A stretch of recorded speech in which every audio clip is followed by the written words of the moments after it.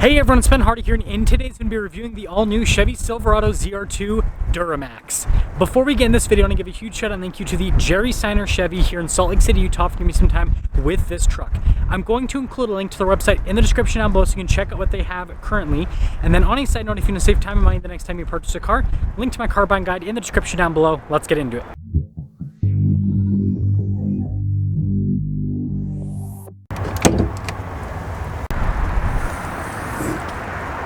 Under the hood, we have a 3-liter inline-6 turbo diesel known as the Baby Duramax, or at least that's what I call it, that goes through a 10-speed automatic transmission.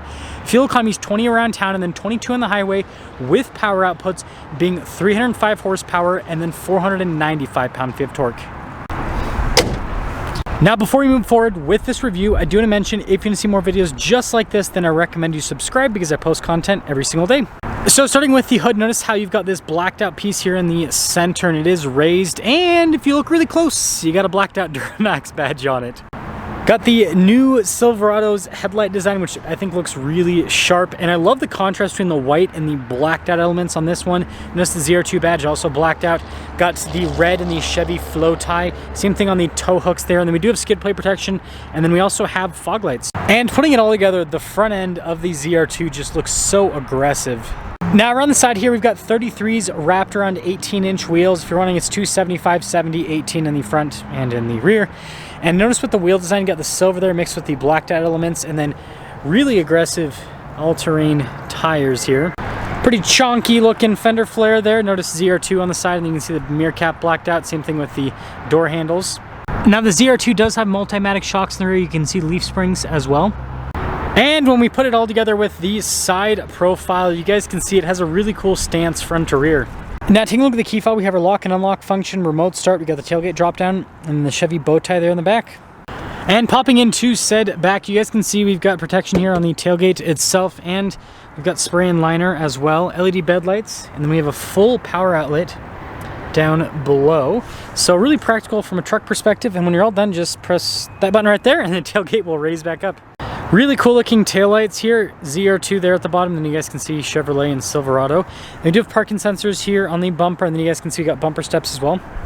And putting it all together, I really like the spec on this ZR2, but let me know what you guys think about this.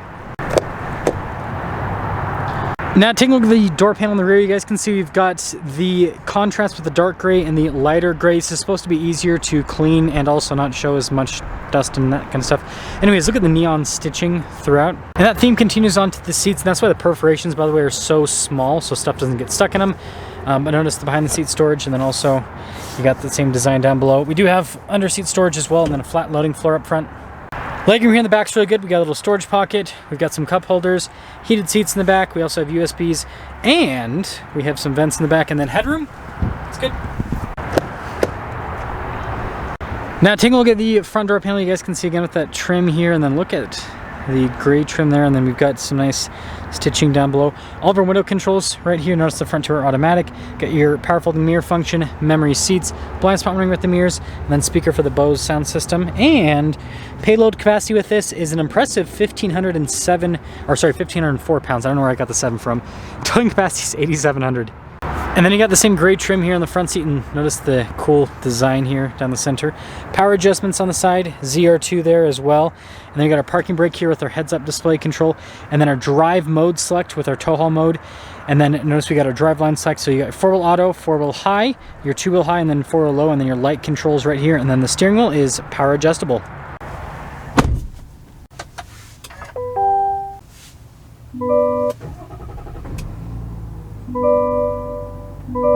Now taking a look at the steering wheel, you guys can see soft touch all around. We do have paddle shifters there on the back for the 10-speed automatic.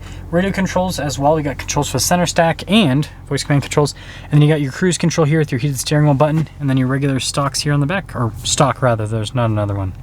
Now I got this full digital gauge cluster here in the center. My favorite part is the animation for the drive mode. So you got tow haul mode, and then you've got a sport mode, an off-road mode, and a terrain mode. Off-road is for higher speed off-roading. Terrain is for lower speed off-roading.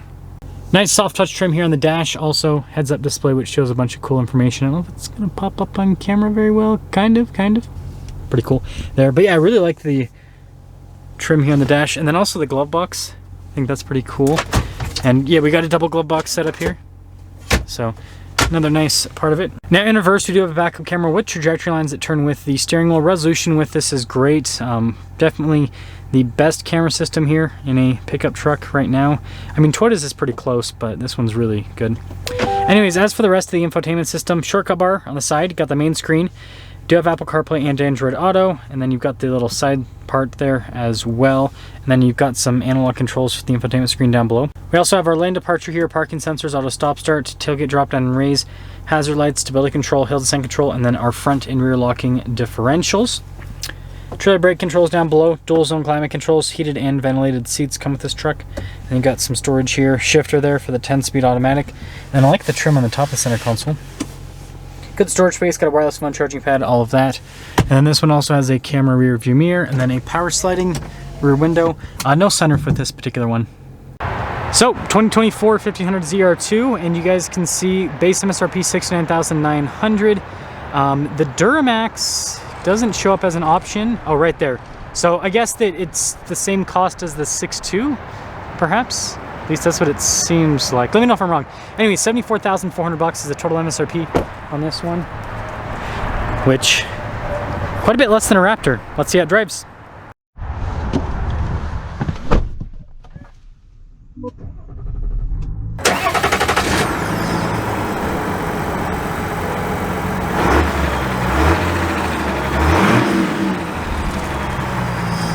Let's talk about visibility before we set off. Here's visibility over the hood, helping to the heads-up display. Both the mirrors, just do a blind spot monitoring throughout the rest of the rear. And I am so excited to finally review the diesel ZR2 also. I think I can squeeze that here. We'll figure it out. But actually setting off in the ZR2 diesel. Let's see how this feels. Definitely a big beast right off the bat. I like the sounds the little Duramax makes. You get some like cool turbo sounds and everything. It's a fun experience.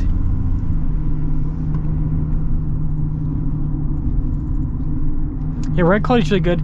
Now, you know, a lot of people say this doesn't compete directly with the Raptor, and that's correct, right? It's at a lower price point, so more affordable than the Raptor, and it's got slightly smaller tires than the Raptor.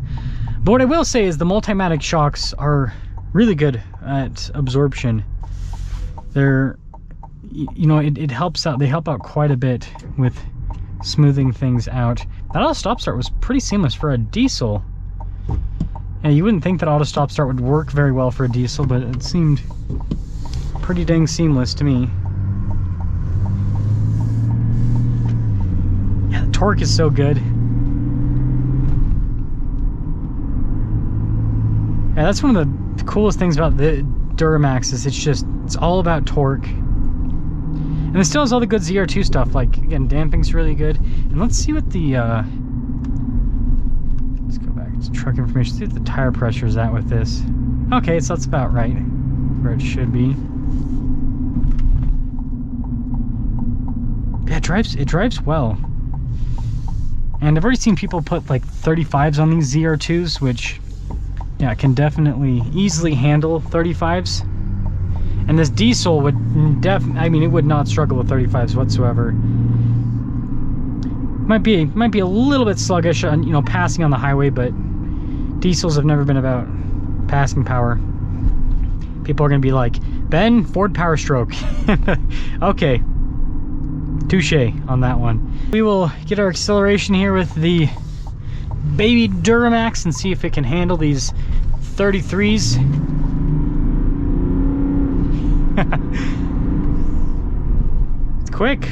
It's quick. Man, I love the power that this provides.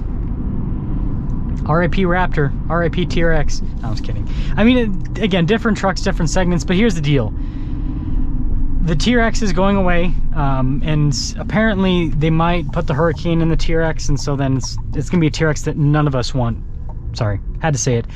The Raptor, I mean, it's expensive now. I mean, you're paying, you know, $85,000, $90,000 in most cases if a dealer's not gonna mark up the truck for a Gen 3 Raptor, you know, V6, right? Turbo V6. So you know, mid 70s for a truck with a diesel. The off-road capability this has, yes, it's not going to be the same off-road capability of a Raptor in terms of the high-speed stuff, but with crawling and everything, it's right there.